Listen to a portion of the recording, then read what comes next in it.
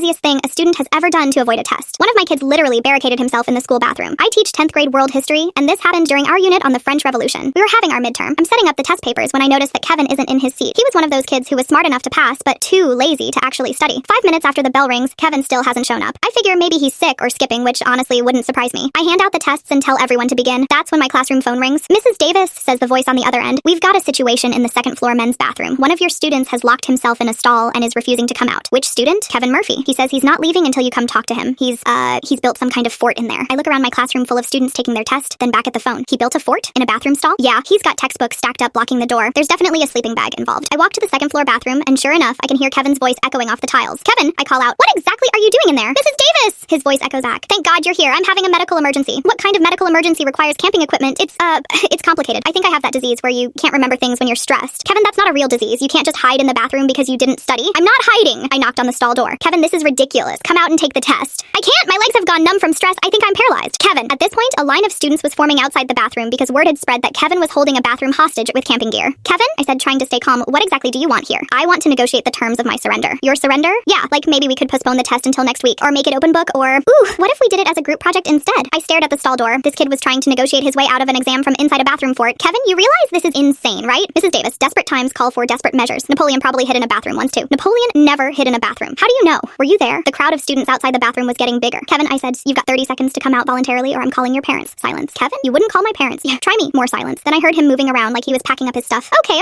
but I want immunity from prosecution for the bathroom thing. The stall door finally opened, and Kevin emerged with a sleeping bag over his shoulder. He looked at the crowd of students who had gathered to watch the spectacle, gave them a little wave and said, show's over, folks. The revolution has ended.